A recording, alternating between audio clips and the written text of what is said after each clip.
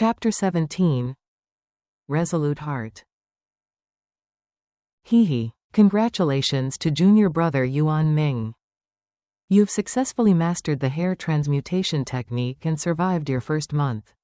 Ulu said with a calm smile, making no move to leave. Yuan Ming shifted the conversation. By the way, brother Ulu, I haven't seen brother Lako lately. Where is he? Ulu's expression remained flat. He went out alone on a hunting trip a few days ago. Unfortunately, he was devoured by a beast. How unfortunate, Yuan Ming responded with a nod. Saying no more, he turned and left.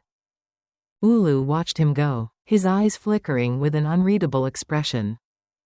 Yuan Ming didn't return to the opposite side of the gorge to hunt fierce beasts. Instead, he went back into seclusion. Slaying beasts wasn't urgent, what he needed most was power. He sealed the entrance to his cave, sat cross-legged, and began cultivating the 9 yuan arts. At once, the spiritual energy of heaven and earth surged toward him like a tide. 20 days passed in the blink of an eye. On an ancient tree outside the cave, a tall white ape stood silently. It was Yuan Ming, transformed through the hair transmutation technique. Compared to 20 days ago, he had grown larger, more muscular, and emitted an intimidating aura. Soon, 5 or 6 blue foxes burst from their den and scattered. Yuan Ming followed one into a black pine forest, several miles from the mountain nest, far enough that any commotion wouldn't alarm the others. With practiced stealth, he ambushed the beast. As the fox lunged at him, its razor-sharp claws slashing the air, Yuan Ming vanished from its sight. He reappeared above, his foot crashing down with crushing force. A sickening crack echoed through the forest, the fox's spine shattered.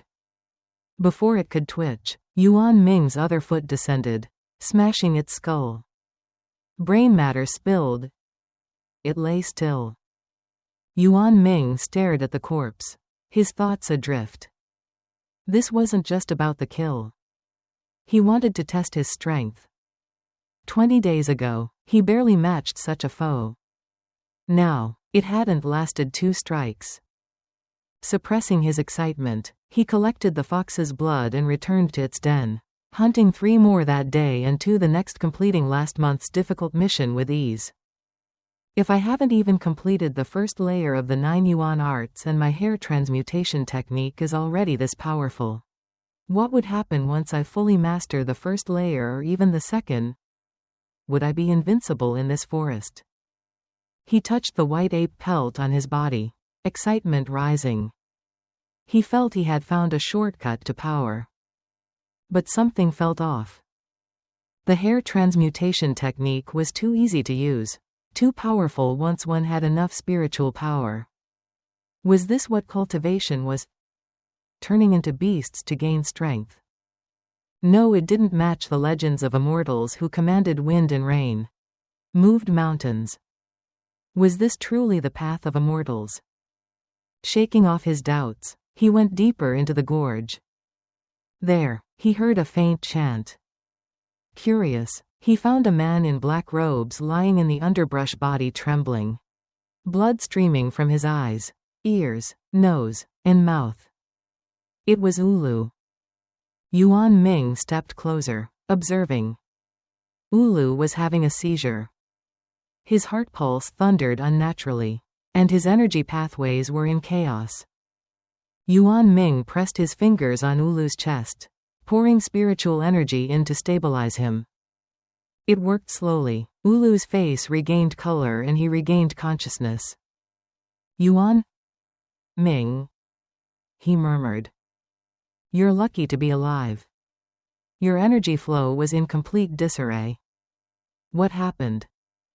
Ulu hesitated but said nothing. Yuan Ming shook his head.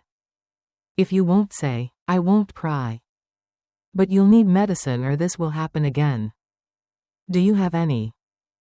Ulu nodded weakly toward his waist. Yuan Ming retrieved a pouch and found 4 sealed scrolls, 2 red spirit stones, a white jade pendant, and a small black jade bottle. This one? He asked, holding the bottle. Ulu confirmed it. Yuan Ming opened it, found a dark red pill, and helped Ulu swallow it. At once, Ulu's body convulsed. His veins bulged, his skin reddened further, and he groaned in agony. It looked more like transformation than recovery. Eventually, the effect subsided. Ulu, though exhausted, regained control. He sat cross-legged, adjusting his energy.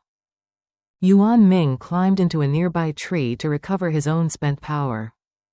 When he looked back down, Ulu's body had changed. His tiger pelt flowed over him as he transformed into a huge, muscular striped tiger. He's grown stronger since last time, Yuan Ming noted. But Ulu's growth rate exceeded even his own. Ulu looked up, eyes gleaming. You saved me. Why? Yuan Ming smiled calmly. We entered this dungeon together. Whether close or distant, we're still companions. I simply did what I could. Ulu fell silent for a moment, then said, I won't tell anyone what happened today. Farewell. Yuan Ming rose. Take care. Wait. Ulu tossed a glowing red iron stone toward him. Take this fire vein iron as thanks. Yuan Ming waved it away.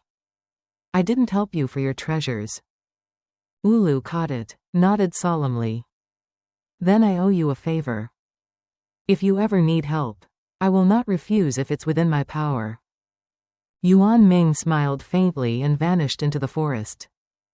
From a hidden perch, he watched Ulu leave. He wasn't helping out of kindness. Part of it was curiosity. Ulu's explosive strength and strange affliction intrigued him. The illness definitely has secrets, Yuan Ming muttered. He didn't dwell. Time was precious. Power was his goal. 3 months passed. Yuan Ming spent nearly all his time cultivating the 9 yuan arts. His spiritual power surged daily.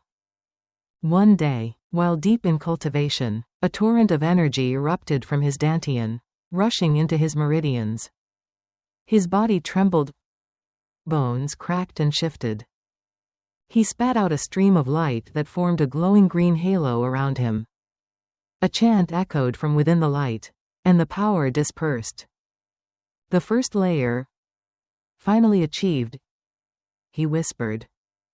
He had stepped fully into the world of cultivators, no longer immortal. His white ape form was now enormous and mighty. Even the strongest of the blue foxes would fall with ease. Perhaps even the elusive yellow-furred beast that patrolled the edge of the forest would fear him. Am I strong enough to cross the 10,000 mountains? To return to the central plains? But the thought of the curse in his heart dampened his excitement. Without an antidote, no strength would matter. I can't stay here forever, in this forest of beasts and beast slaves. I must find a way out.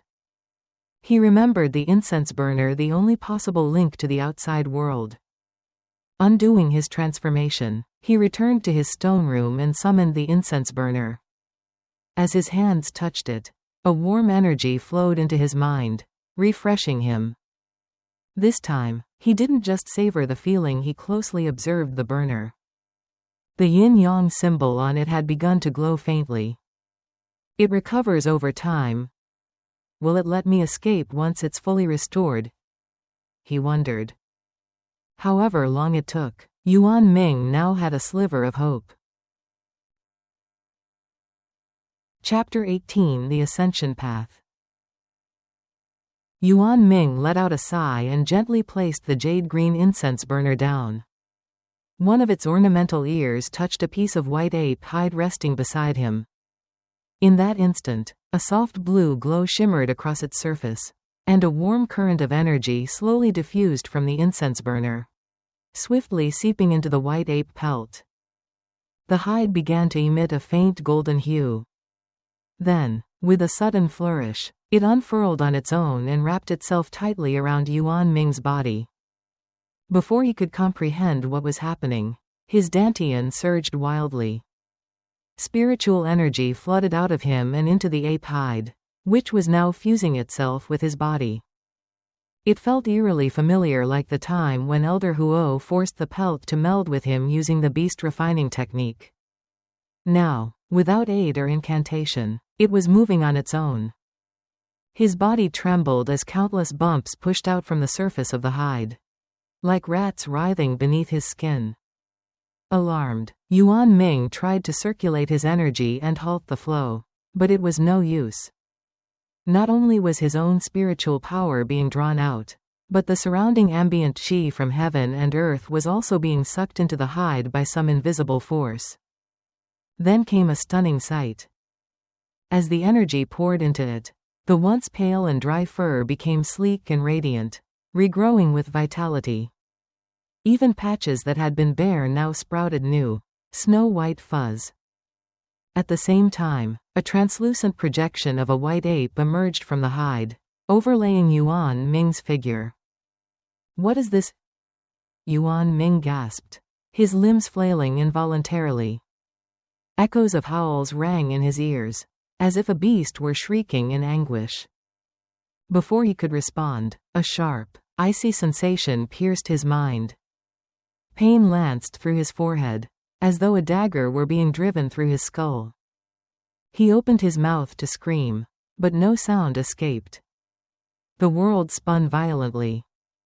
His consciousness nearly shattered. Despite his unwavering willpower, the agony was almost too much. His senses dulled, hearing faded, and sight was consumed by darkness. Within that void, a vision appeared in his mind: a towering white ape, standing atop a desolate mountain peak, fists clenched against its chest, roaring toward the storm-filled heavens. Then, blackness. Time passed. Eventually, Yuan Ming's mind returned to clarity, his senses gradually restoring. He groaned, clutching his throbbing head. The hide had stopped moving. It no longer drew from his power, but when he checked his dantian, it was utterly depleted. The ape hide, once dull and lifeless, now gleamed with pure luster, radiating a soft golden sheen. "What happened? It's as if this pelt came alive," Yuan Ming muttered, brows furrowed. He could still recall the image of the white ape from his vision. It must have been the original owner of this hide. Suddenly, a deep and thunderous heartbeat echoed in his ears, snapping him from his thoughts. Then pain exploded from his fingertips. Claws sharp, blood-soaked, white as bone tore through his flesh and pierced outward. He collapsed, writhing in agony. Only after a while did the pain fade. The claws ceased growing. Gasping, drenched in sweat, Yuan Ming lay on the floor, his mind barely holding on to consciousness. But the commotion he made was too loud. What if a wild beast had heard?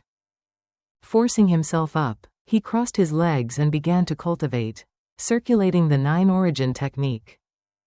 After a while, his complexion improved slightly, and a bit of energy returned. He looked at his hands. The claws were nearly half a foot long, like dragon talons, seemingly forged from steel. They were sharp enough to pierce anything. "Such power!" he exclaimed. Originally, the white ape's strength lay in its agility. Now, however, with these claws, Yuan Ming could deliver deadly blows even against armored beasts. This new strength would allow him to contend against even higher-level creatures, though not without risk. But no matter how powerful he became, without an antidote to the poison inflicted by the Bai Luo cave, he could never escape this land or return to the Central Plains. That thought brought a hint of despair. Perhaps the ascension path could offer some clue, he mused, turning toward the south. During his recent interactions with Elder Huo, brief as they were, He'd heard that the Bai Luo cave oversaw many beast slaves scattered throughout the 10,000 beast mountains under the jurisdiction of different elders. If he could find and connect with others, perhaps he could learn more. Still, there were only 2 days left until the monthly offering of beast blood. He would wait until after to begin his search. 2 days later, Yuan Ming arrived at the stone altar with prepared blood. Elder Huo was already waiting. Ulu did not appear. Elder Huo, this month's beast blood, Yuan Ming said, handing over the pouch. All 5 samples are freshly gathered. Acquired in a single day? The elder asked, raising a brow. Yes, elder. I stumbled upon a den of green foxes and harvested them quickly. Elder Huo studied Yuan Ming, then asked, have you broken through to Qi Refinement Layer 1? Yuan Ming nodded. Yes, elder. I made a breakthrough a few days ago. Not bad. Those who can break through within half a year are rare. You might qualify. Qualify for? To access the ascension path, Elder Huo said, eyes narrowing. We at Bai Luo Cave value talent. Beast slaves who achieve Qi Layer 1 within 6 months may be given a chance to ascend. But whether you succeed is up to you. Yuan Ming's eyes lit up. Truly. If you deliver a set amount of beast blood within 3 years, you can shed your status as a slave and become an official disciple, eligible to learn true immortal techniques. He could hardly believe it. May I ask, how much blood must I gather? Only 1,000 units. If you can't even manage that, abandon cultivation now, Elder Huo said flatly. Hunt stronger beasts. Mid-tier ones count as 10 units. High-tier ones count as 100. Yuan Ming bowed respectfully. Thank you for the guidance, elder. He recalled from before. Green and spotted foxes were low-tier equivalent to Qi layers 1 to 4. Mid-tier beasts lurked deeper in the forest, equal to Qi layers 5 to 8. High-tier ones, monstrous. With his current strength, facing mid-tier beasts would be suicide. Unless he advanced quickly, he'd have no choice but to grind his way through the weaker ones. Just as he was preparing to request the antidote and take his leave, a rustle in the forest caught his attention. Footsteps approached. He turned. Mu Lu limped toward him. Chapter 19. First Display of Might. Yuan Ming watched as Ulu staggered forward, his brows furrowing slightly at the sight before unconsciously smoothing out again. Ulu's chest, arms, and torso bore multiple wounds, some still seeping blood. Clearly, had endured a vicious battle the day before. His clothes were torn and stained, his aura weary but faintly resilient. Yuan Ming thought to himself, strange.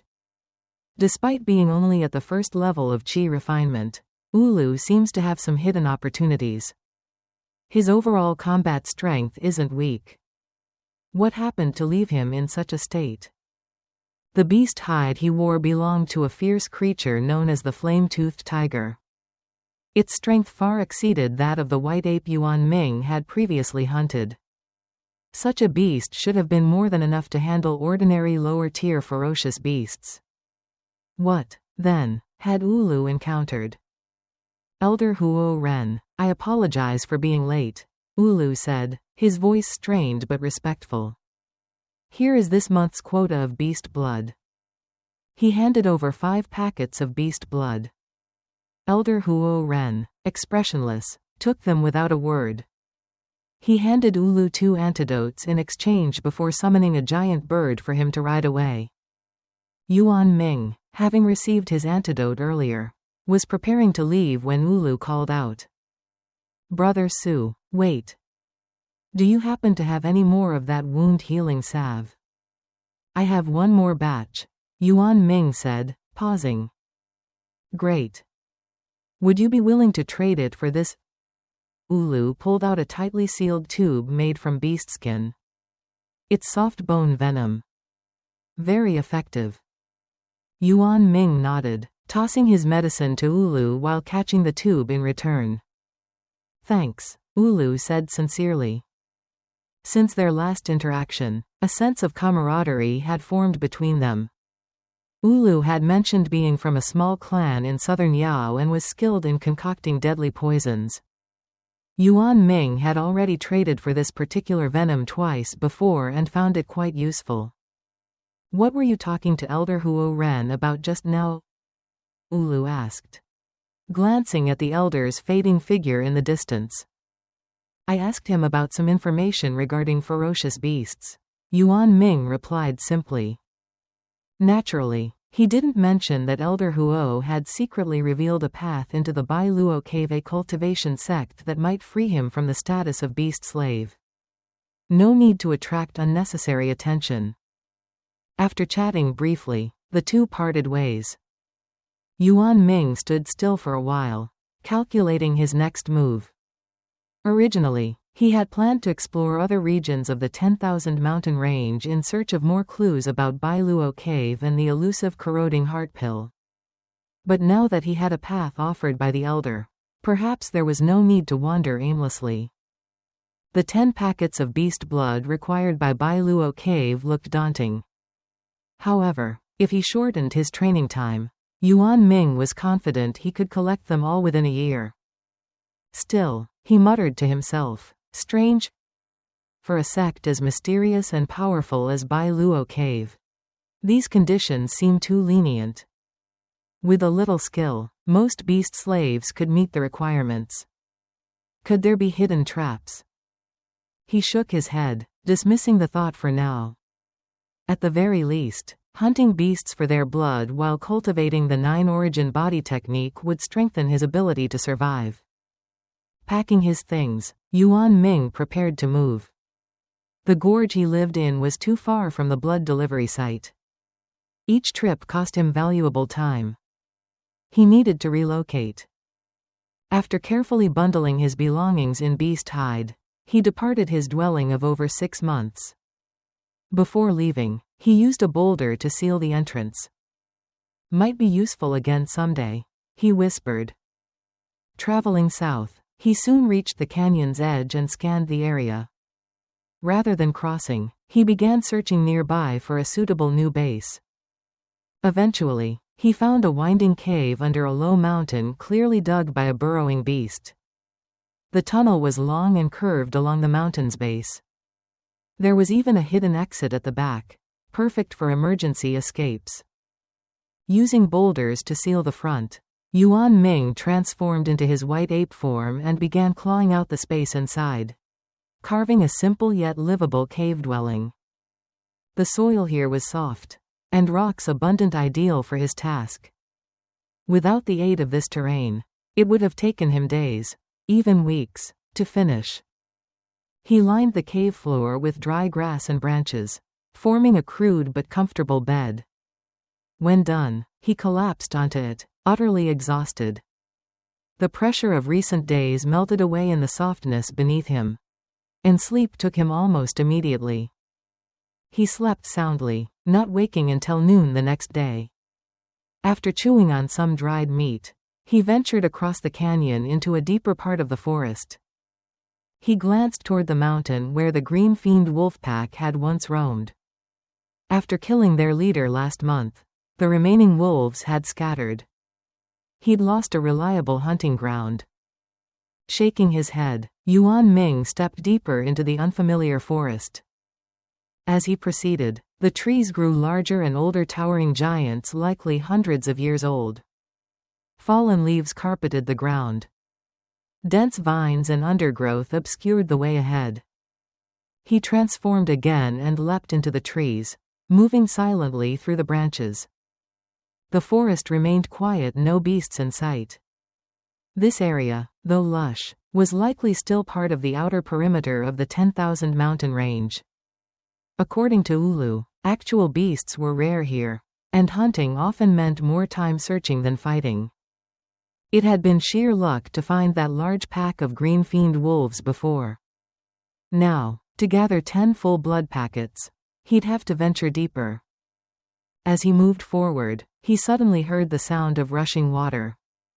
A small waterfall flowed down from a cliff into a crystal-clear pool, the mist cooling the air. Crouched at the pool's edge was a massive boar-like beast with crimson fur and a sharp horn on its forehead. Its muscular limbs and tusks gleamed with a menacing chill. Yuan Ming's eyes narrowed. A powerful one? More dangerous than the last. But perfect for my quota. He scanned the surroundings, ensuring no hidden threats lurked nearby. Suddenly, the beast twitched its ears and looked up. Yuan Ming froze behind a tree. After a few tense moments, the beast returned to drinking. Carefully, Yuan Ming crept forward. As the beast turned to leave the pool, he leapt from above, landing squarely on its back. With swift precision, his claws dug into the beast's neck, tearing deep gashes that gushed blood. Roaring in pain, the beast bolted, crashing through trees in a mad dash. Yuan Ming lost his grip and was thrown off. The beast's eyes turned blood red. With a furious roar, it charged at Yuan Ming, its horn aimed straight at his chest. There was no time to dodge. Yuan Ming reached out and grabbed the beast's horn with both hands. His feet skidded, digging into the earth. Dust flew. "Get down!" he roared. Muscles bulging, Yuan Ming lifted the massive beast off the ground and slammed it into a nearby tree. The trunk cracked with a thunderous crash as the beast collapsed, stunned. Before it could rise, a shining claw descended, piercing the skull in one clean strike. The beast gave a final, pitiful wail and died. Yuan Ming stood there, breath steady. Had this been 3 months ago, he'd have had no chance. Now, it was like crushing a kitten. He silently thanked his decision to abandon blood-chi cultivation in favor of the 9-origin technique. After collecting the beast's blood, he prepared to leave, but a deep growl echoed from ahead. The ground trembled. Dust swirled. Another danger approached. Thank you for listening to the end of this episode. If you enjoyed it, please like and subscribe to support us and give us more motivation to upload new videos.